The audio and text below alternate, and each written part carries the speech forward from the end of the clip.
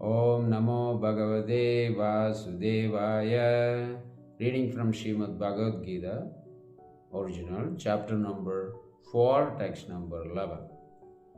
Ye yada mam prabhadyante tams tadaiva bhajamyaham mama vartamana vartande manushya partha sarvashaha. Krishna is telling here, as they surrender unto me, cooperate with me, lives in me, I reward them accordingly. Tams tadaiva bhajamyaham. Tadaiva means I give them. As they devoted to me, bhajamyaham. Mama vartamanu vartande. Therefore, human beings may follow my path. This actually shows the reward and punishment is actually given by the Lord according to their surrender activities, doctrines, ideology. So there was a very advanced devotee in our disciplic succession. His name was Vishwanath Chakravarti Thakur. He has a special relationship with Krishna. So when he was commenting on Bhagavad Gita, he more often asked Krishna the meaning of his verses spoken as Bhagavad Gita. So in this verse, he asked Krishna, your devotees may consider you as the Supreme Person, beloved Lord, and in that mood they may love and worship you. But Jnanis may not accept your body as eternal. Your pastimes are eternal, as you mentioned in your previous verse.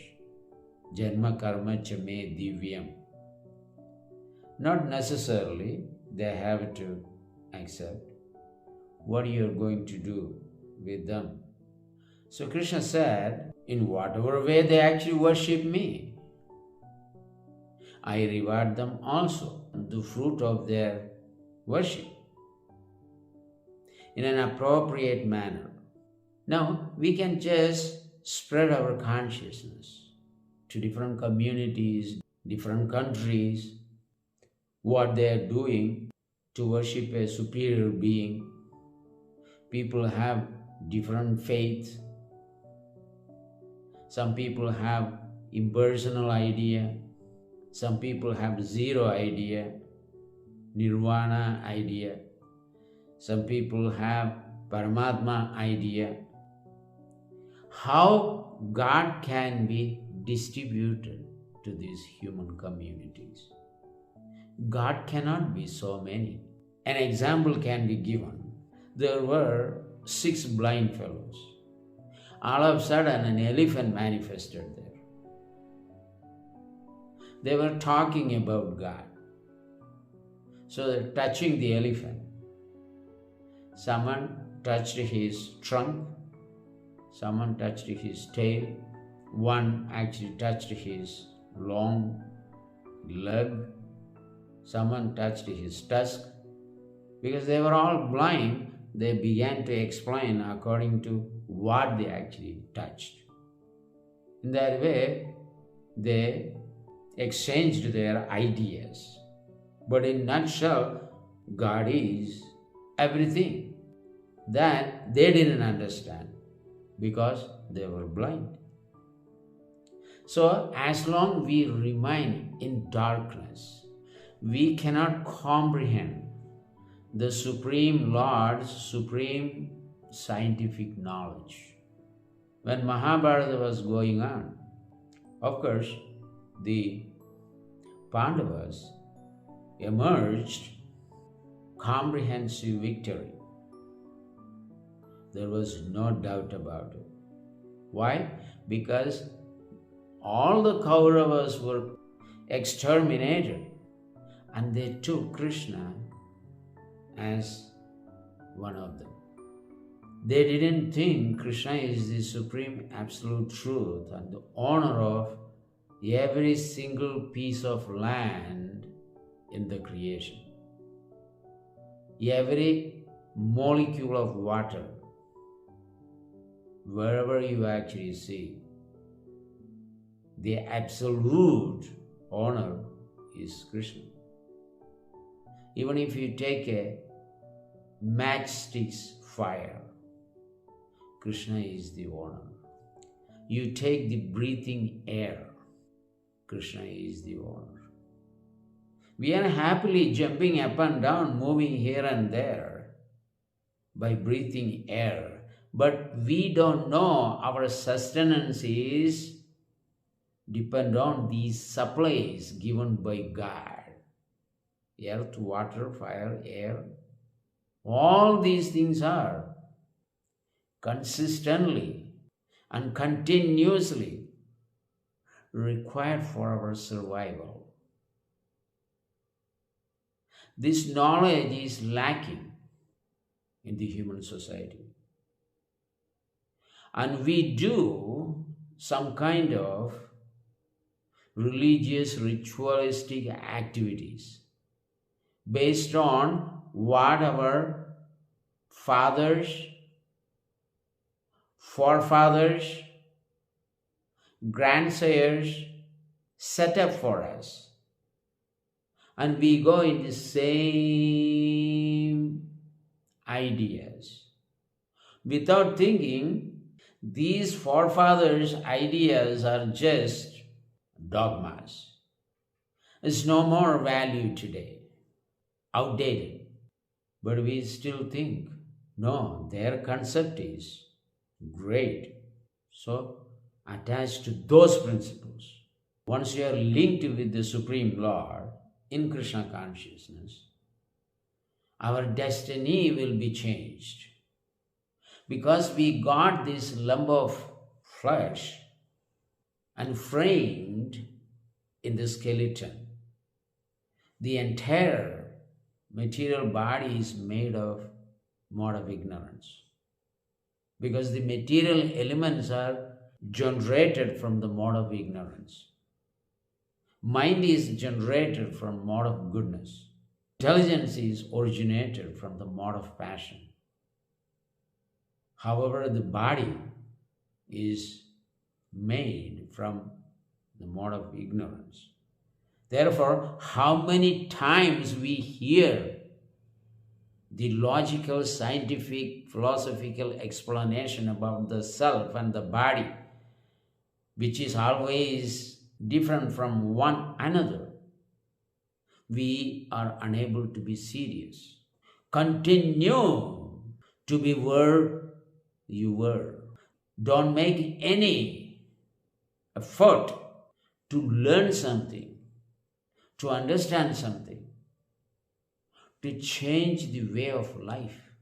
Just like when you see a winter season, it's very cold, snowing all around, need heater, blanket, sometimes foggy all over the place. You cannot actually even see the objects close by, nearby.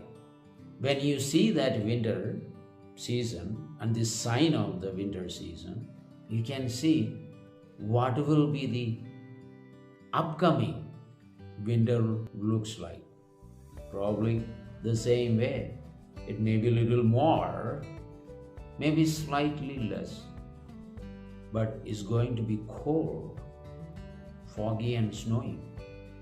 In the same way, we shall understand this material body we have got is disgusting and painful and miserable.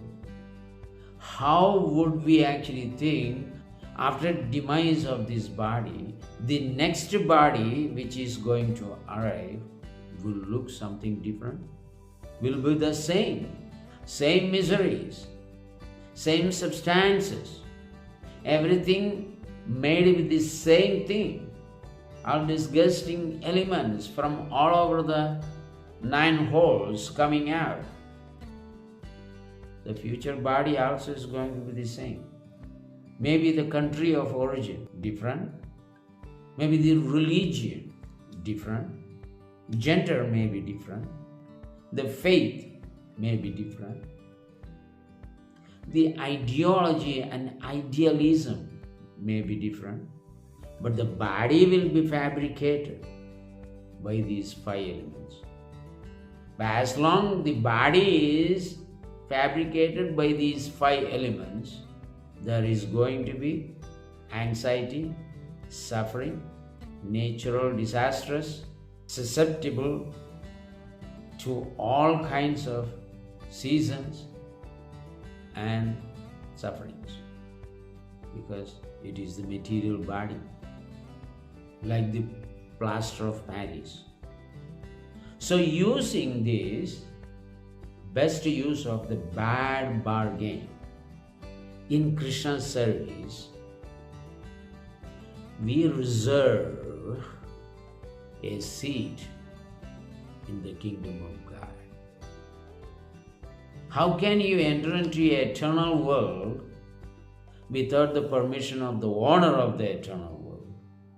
For that purpose, you need to be ready to appease the Supreme Lord. In order to get something from this world, we are ready to eulogize any mortal being sitting there with a pen on his seat, looking at his computer screen. You're ready to flatter to get your things done. But here is an opportunity. Without Krishna consciousness, we are not going to be happy whatsoever. And we have experienced our miserable life, working from 4 o'clock in the morning till 10 o'clock at night for getting a little bit of money to buy your diaper. We are not concerned even now. That means the bodily ignorance is so high, it covers your consciousness, and ready to abuse this body by supplying various things which are forbidden, which are unhealthy. So we need to wake up. Krishna is telling here, as they approach me, a Christian approaches me, there is a different degree of surrender. A Muslim approaches me, they also have a different degree of surrender. Hindus approach me, a Jew approaches me, a Buddhist approaches me, a Jainist requests something from me. They all have an idea of God, and they are all worshipping me directly or indirectly. Accordingly, I reward them. You may take somebody as Krishna and worship that person. Definitely you are going to get the result, because Krishna is everything, but everything is not Krishna.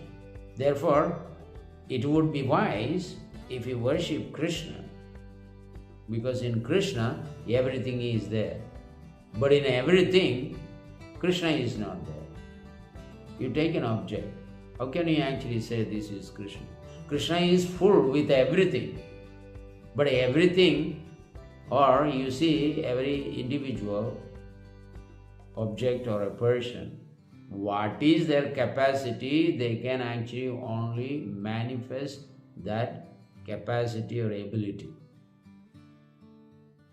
They are not actually Krishna, but they are all living on the supply of the Supreme Lord. Therefore, Krishna is everything. They cannot be Krishna. What power Krishna invested in them according to their qualification, that much only they can give you. As Shastra says, Lord Brahma is 78% God, Lord Shiva is 84% God. All the demigods in different degrees, 78%. Even human beings have 78% quality and opulences of God. According to our size, we are so minute. So accordingly, we can manifest that opulences. Due to such surrender to anybody and everybody, God only supplies.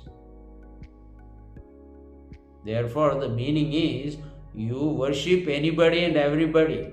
Ultimately, the supplier is me. Yo yo yamyam tanum bhakta shraddhayarchidam ichchadi tasya tasya jalam shraddham mameva vihidan hidan. So what Krishna is actually saying, whoever, whatever, in whichever condition you may worship anybody and everybody, yo yo yam yam tanu bhakta, you become a devotee of them. With shraddha, shraddhayarchidam ichchadi tasya tasya chalam shraddham. I make their shraddha also very strong, and they get the fruitive results. Ultimately is given by me alone. Shadaya shraddhaya yuktas tasya aradhanam ihade labadesta tada kaman mayeva vihidan hidan. So by such worships, they obtain so much money, gold, emerald, ruby, house, car, great education, beautiful face, staggering outfits, magnificent mansions. Everything is astonishing. So now we actually think that we are great in this world. But Krishna is saying, I have supplied these guys. Least out to them. That means it's not permanent. You can use it until you bloop from this world. How many times we have to tell you that you are not an eternal owner here? You heard something? If you have heard, you put it in your action. If you haven't heard, that means you haven't heard. Continue with your mundane endeavor to conquer the opulences of the Lord. So you are making money. Whose money is that belong to? So there are impersonalists, there are yogis, there are jnanis, there are devotees. So Krishna is correspondingly manifesting the results according to their doctrines invented by them. The result is coming. It could be little or more, but that is given by Krishna. So therefore Krishna is very clear here. As they approach me in devotion, in surrender, I give them. So if you perform 5% devotion, you get 5% result.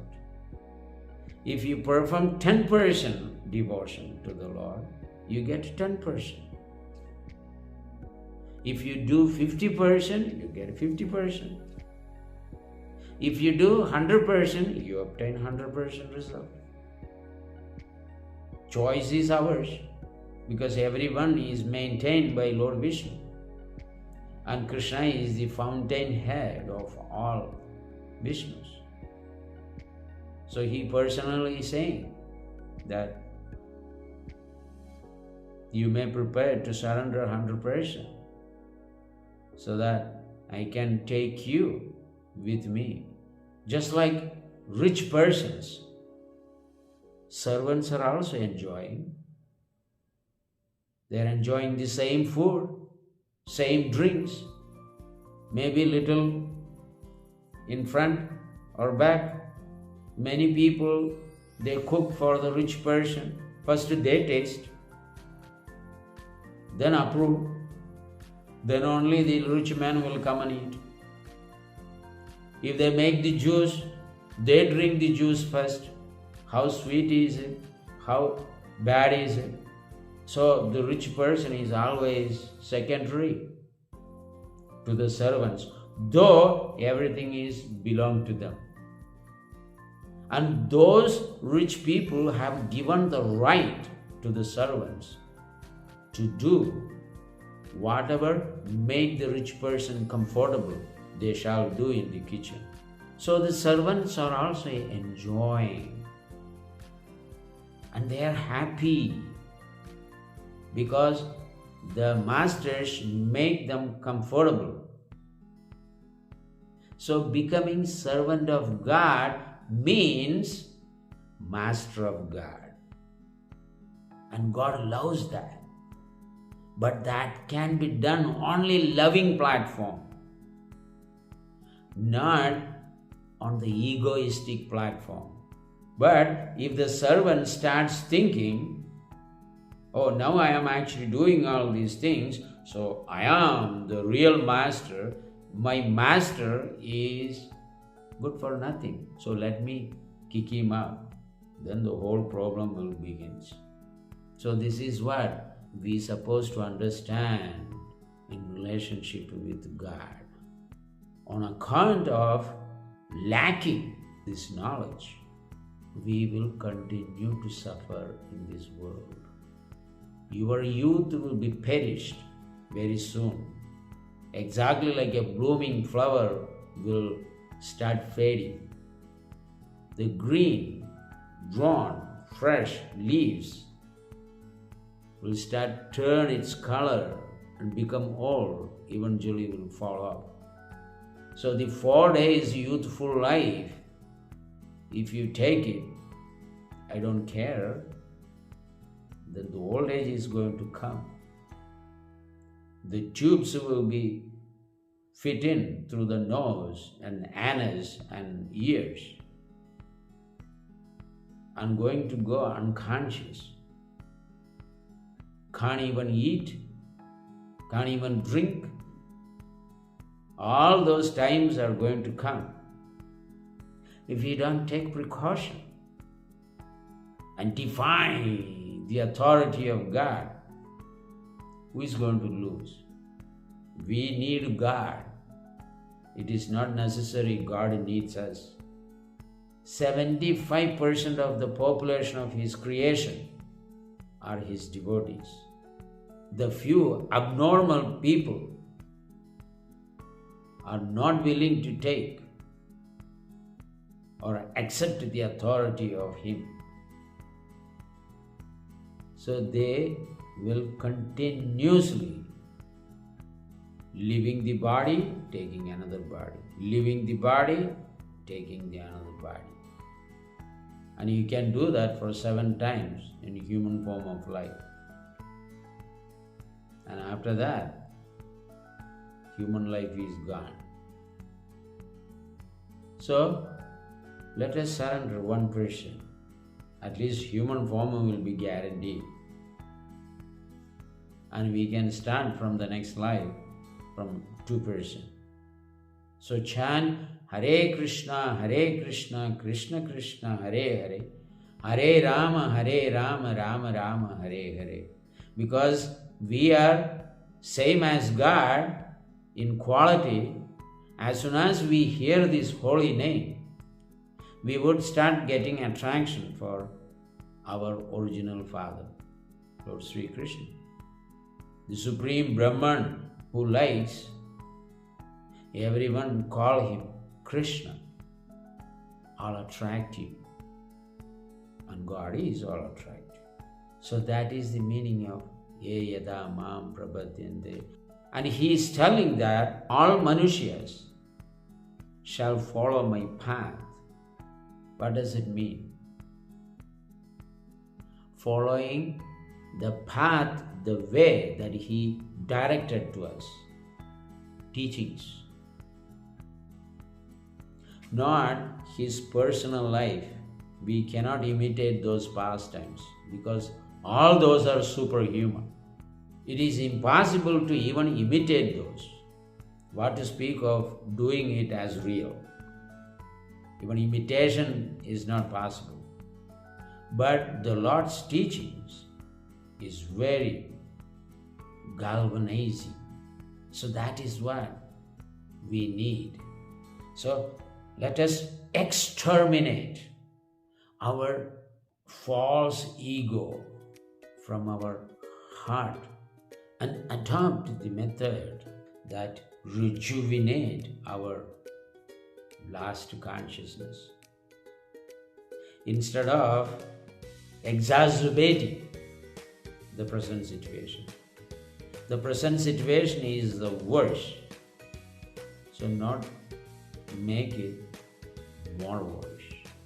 So let us chant the holy name, hear attentively, and read Krishna conscious books at least 2 hours. All your excitement, passion, ignorance will be completely settled. Now the lake of the water is agitated. So now don't agitate anymore, let it settle. That settlement is chanting the holy name, meeting Krishna temples, praying to the Supreme Lord sincerely, respecting His representatives, and giving the honor and devotion as you are giving to God. In that way, you purify within yourself. Otherwise, tarikitata. Choice is ours. Everyone is endowed with infinitesimal freedom. Use it, misuse it. Hare Krishna.